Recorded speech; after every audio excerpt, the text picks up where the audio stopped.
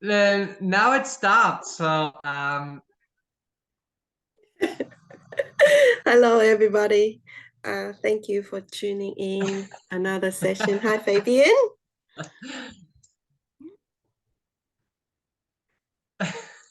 Can you hear me?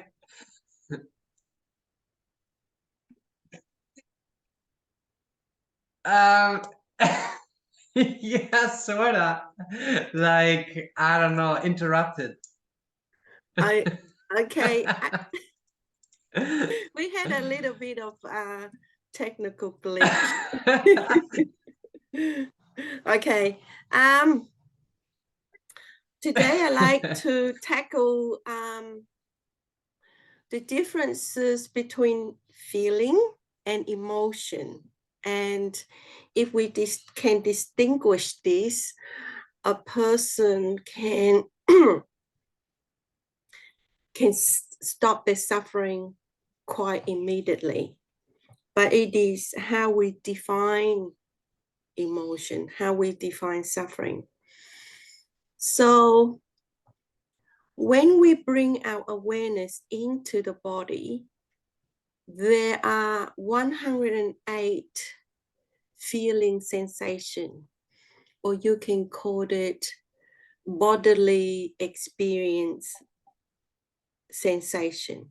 Okay, so the three mode of feeling is pleasant, neutral, or unpleasant, right? That's the three mode.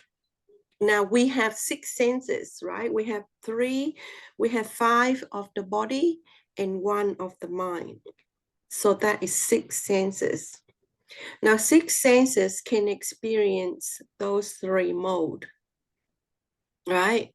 So we have in total 108. No, 6 times 3 is 18, right? Now, there are two types of happiness or feeling. One which is we call worldly, and one which is spiritual, so you can say.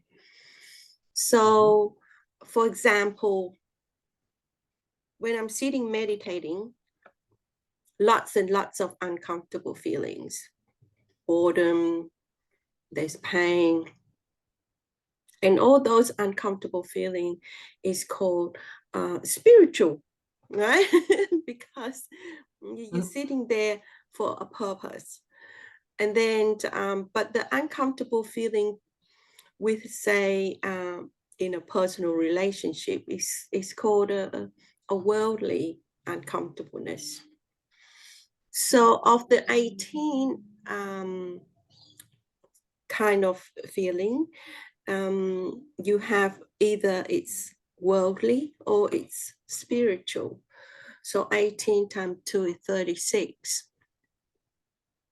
Now, of the 36, it can be in the past or it can be in the future. So you have 36 times 2, so that is 108. So at any one time, you tune into your body, you can have 108 kind of bodily experience feeling, right? We're just being technical, but we just know that feeling in the body is very different versus suffering, right? Because pain in the body we can manage, we can deal with, we can be with. But when we add thoughts on top of thoughts on top of feeling, then that spiral into emotions, right? Into loneliness, into depression, into grief, into all these emotions that we can label our state of mind. So this is why it's so wonderful to really make our mindfulness strong. Just keep bringing it back into the body, keep bringing it back into body.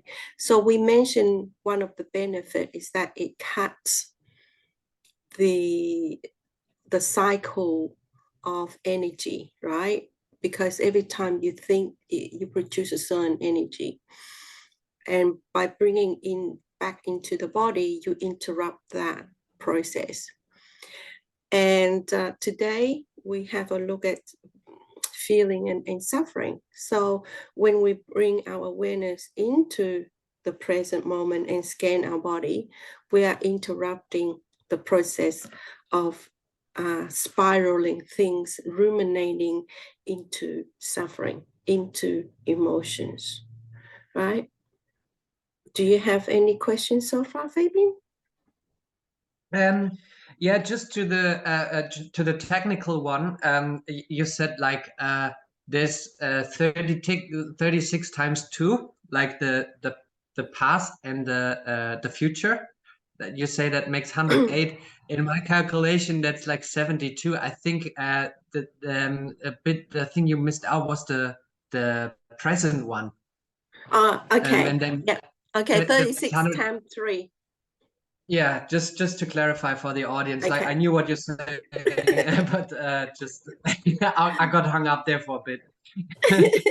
So um, so yeah, I find it as a very important topic, like feeling versus emotion. So to actually first of all detect and clarify what's the difference between a feeling and an emotion, and maybe we can say that like emotion is way stronger. Is more like a vortex, like drawing you in and sort of coloring your perception, coloring your state of mind, coloring your whatever your heart, right? Whereas feeling is something coming up like a small color dot, but not as big yet to cover you entirely. So only if you add thoughts to that, say, color dot.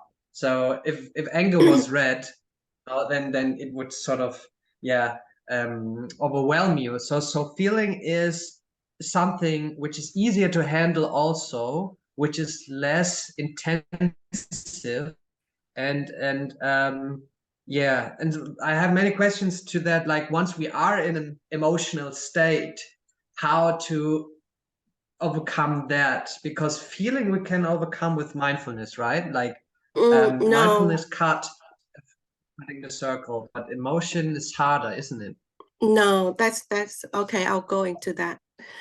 Just to clarify a little bit, the reason why feeling is transient and it passes because feeling is more in the present, because you are in the present right now in this moment with your body, right?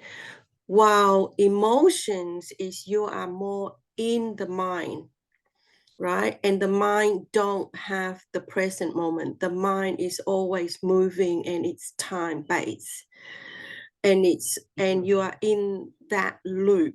That's why it seems so big, and it can grow bigger because the feeling is feeding it, or it feed itself into this loop. Now, the reason why we need to distinguish, so important to distinguish between the two, is we can't really control our pain in our body. It is there, right? But it is manageable. We can't really cut it. Even with mindfulness, we can only feel it, accept it, right? We acknowledge that it is there, that we are in pain, and we accept it and we feel it, right? But it is Mhm. transient and it's manageable.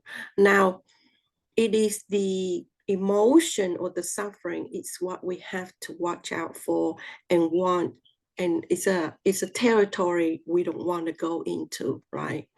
So when we feel this emotion or this state of mind where we feel we lost control and hopelessness and all that, then we have to scan our mind. What are we thinking to create this emotional state? Because this emotional state can't exist without thoughts, without some kind of thinking, some kind of belief, some kind of perception. So, and once we realize that we are in the emotional state, that we are thinking, which fabricate and distort our feeling, then we just use our mindfulness and bring it back to the present, into the body, and just scan our body, scan from top down, and just feel where it feels. Most of the time we will be in the chest, in the heart region, and we just be with it. Be okay with pain, right? Mm-hmm. Pain is okay to be with. All right, just watch out that the mind don't pull our attention away and go into story making, right? Go into all these things that the mind does. We want to stay away. We want to be here in our body and feel. So every time that we are going through, that we think we are going through suffering, that's what we can do. We can just sit, relax, and bring our mind into the present. And we can see the mind will try to pull us. And we will see that if you go into there, you go into suffering. Mm-hmm. And the moment you bring back to here, you're just feeling pain. You know what I mean? So there's a difference between pain and suffering. Mm-hmm. Yeah, totally.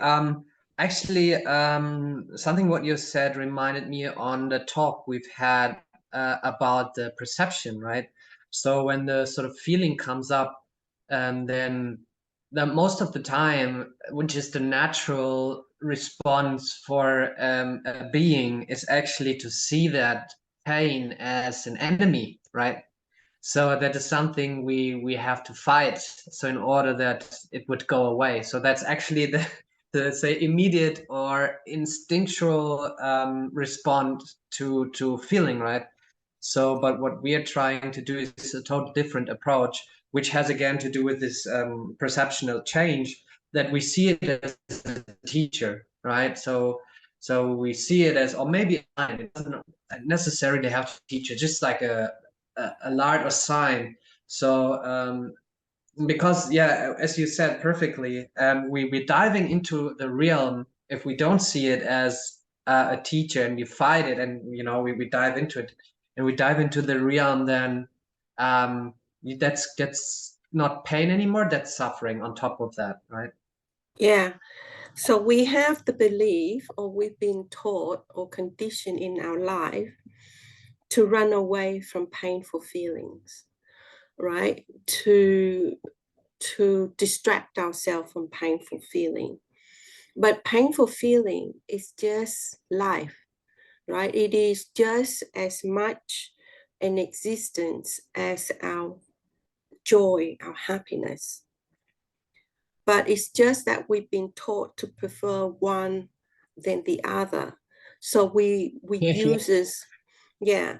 So we uses all these. We had actually the market, or the society would give us lots of reason and products, and we are consumers, to distract ourselves and not be in the painful feeling.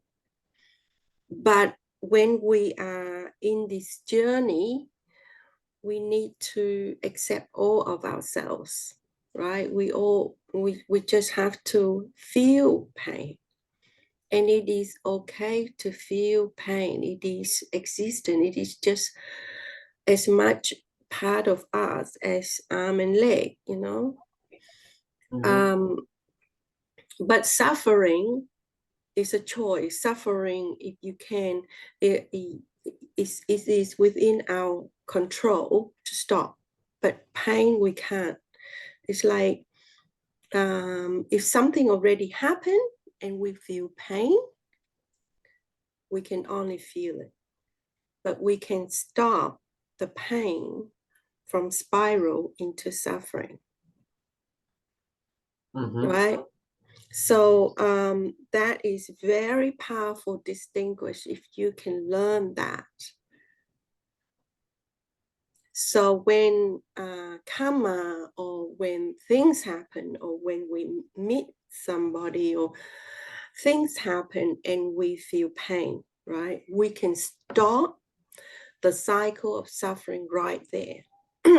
How fast you can stop your suffering is your ability, your mindfulness, and your wisdom to realize this, the distinction, and be able to catch yourself fast enough and be able to sustain your awareness in the body and be okay with pain. Because if you don't, then the suffering would go on and on and on. And somebody can carry, and we'll talk about carrying later, but they can carry for years or their whole life. Yes.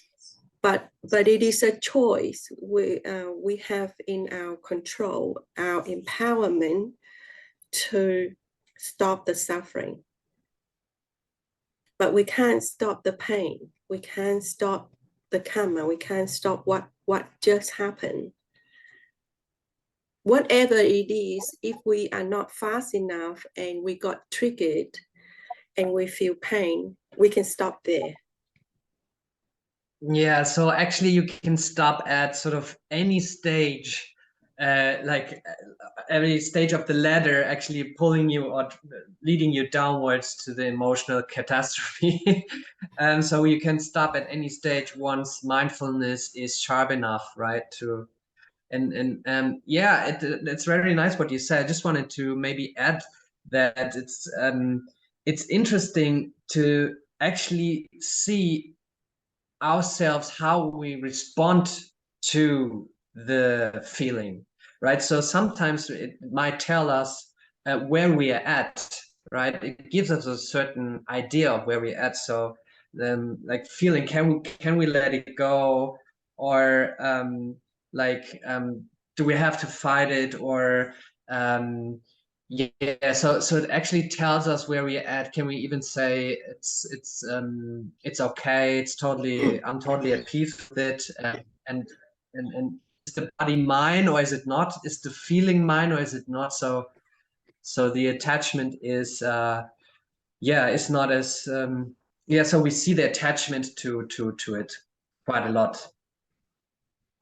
Yes, this is the process we learn and we get better all the time.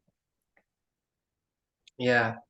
So it's great. So it's also a sign of hope that we can stop it at any stage. So of course it is very sharp and very quick and very, say, advanced in mindfulness. Then we experience whatever form through the eye or sound through the ear or taste, which is unpleasant, and then there's this unpleasant feeling, and you note that as unpleasant, and then you not give any emotion to it. So of course that you got to be very quick, and most of the time it's like we eat something bad, and then in a restaurant, for instance, and we detect, okay, that's not nice taste, and then we add thoughts on it, but I paid for it. And then we go like, what bad chef is that? I need to write a bad comment about him on whatever. You go into this, and then you get anger, right? And then you create all this energy, and then the food is spoiled in more ways than it actually is, from only the taste is bad. So it's just an example. The most dangerous that we have to be careful is people, because a lot of our suffering is from the conflict with people, especially our parents. So if so this is come back to the nature of perception and reality, but we can tell straight away like how advanced we are by spending time with our parents. Yeah, don't jump in there too early. I'm just saying. Because the moment we look at our parents and all the things start to trigger inside of us, right? And we just have to remember that this is a person very different to the way I have problem with them in the past, right? So in order for us to be real is to, until we are able to be strong, then we have to use keywords to remind ourselves that I am different today, they are different today. So let's make it the present moment and just two people talking instead of the person you thought you were in the past and the parents Yeah. that was in the past. Yeah, I mean, the real hard thing is also that, like you think, say you walk the spiritual path, you had great experience in meditation, and you think you have some insights, and then you go to see your parents, right? And then they're not treating you as the person you became, right? Or they're not treating you how you want it or how you feel the change sort of happened in you, and you're totally different human, you're totally different whatever. And they treat you as the son they always saw, right? So you are, they sort of try to draw you into that role you actually let go of and fly off into freedom from it. So and that's interesting how you're going to respond to that wanting to draw you in, right? So are you following the same talking patterns? Are you, in the same way, like responding to your parents as before? So and then did you make it or did you not? Yeah. And the reason why it's important to always tune into our bodily feeling is we can be real, right? We have more clarity if we keep being in the present and tune into our body and what it feels. And in this way, we get to know quite a lot about ourselves, right? So when changes happen, then we know changes happen because there'll be something new, right? And also we have habits of checking in our state of mind also. Then later on, when we go into meditation and something changed, then we know something changed. Because this is very crucial to the end process. Because when the sense of self disappeared, it's not that the sense of self no, it's just that we always been tuning into our mind and our body, and we know something changed, something is different, right? So this ability to know something changed and something is different and something has gone and something has arisen is so crucial in jhana, in meditation, because I'll talk more, because you need to be able to detect the tiny bit of change and jump into it. Yes. So this process of tuning into our body very regularly, all the time during the day. What is my state of mind? What is my body feeling? Because sometimes the muscle tense up and detects your feeling, your mind feeling, way before we does, right? It's only when we scan the body, then we realize, oh, my jaw tense up or my shoulder tense up. That's right. And actually that tells you a lot how you're watching the meditation object, with what intention you're actually watching. Like I made the experience myself, like if I have a tight jaw and then, grinding my teeth, so to speak, and then and tough shoulders, or I'm too tight. And then I want too much. I want to make the peace happen. I want to steer the meditation in towards a certain direction, right? And then, yeah, as you say, like with mindfulness to the body, I'm like, okay, there's tension. Why is there tension? Okay, I want this, I want that. Very I don't good. want this, I don't want that. Yeah, so Yeah. so that's totally right. But my question, another one, is maybe that's interesting for everyone else too. Is like, for instance, like, say you encountered something, trigger some in the morning, and then you whatever you say your mindfulness is not sharp enough in order to really detect it. So it becomes a mood, and then you go and go for a stroll, and then your mindfulness, as you're in the nature and you come back to the present moment, you realize something is wrong, and then you realize, oh, I'm in this mood. But the thing is, then I mean, even though you're present, you are in a colored way present, right? So you are having this mood. From this mood, this mindfulness comes, right? So but how to let go of this mood, because that stays a while. It's like polluted water. You sort of took a bath in, and then you sort of still have the drops of this nasty mood on, and even though you're trying to get dry again, so to speak. So can you Okay. can you get a can you get us some help there? Okay. So if you tune into your body and your mind and you realize you have this mood, um, it's about acknowledging it that I'm having this mood, and it's about, first we've got to know it, right? We got to know it, that it is here, but you don't need to know why, right? Don't need to know in the past why that, because it's pretty hit and miss, to chase the thread all the way back and to pinpoint why. Just Mhm. know that in this present moment I have this mood. Now the more you focus on this mood, the more you feed the fire, right? So it Yes. come so it come back to what we focus, that's what we grow, and what we grow, that's what we reap.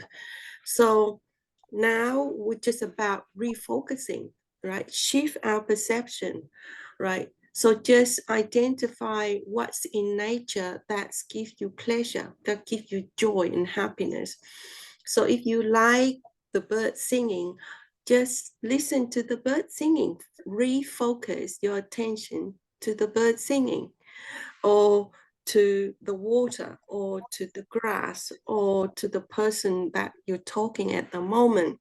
Whatever it is that is in your present moment, that you can refocus your attention, because that's where you're going to start to feed that fire, and it will grow. And it's not about getting rid of your mood. You can't get rid of something. It's not, you're not in control of reality. You can't get rid of it. But what we can do is shift our focus, shift our attention somewhere else, Yes, and and then it will sustain. flow automatically, right? Yeah, and sustain that attention there. So it's vichara vitaka, right? Shift Yes, our yes. focus and sustain it there. So that is the two very important aspect of mindfulness that we got to sharpen and make it strong.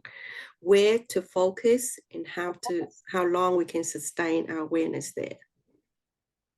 Mm-hmm. Yeah, that's a very good point.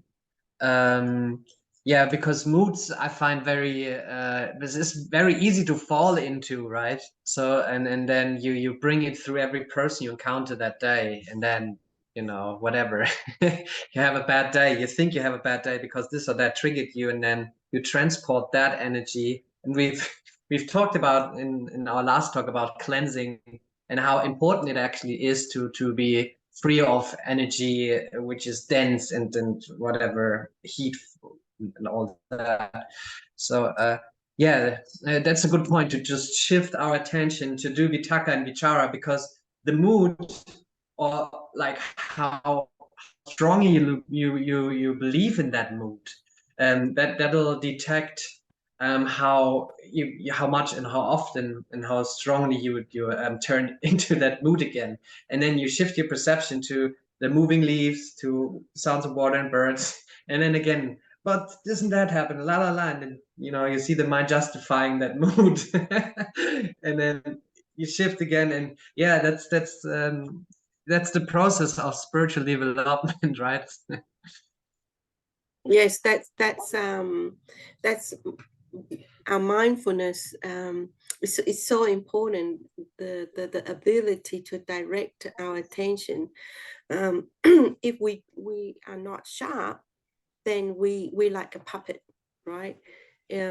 This wind of energy, feeling would just blow us to the north, blow us to the south, and we just go wherever it blows, and we resist so it's blowing, so we run away from the opposites. It's all these very uncontrolled, moving wherever our feeling is, moving wherever our mood is.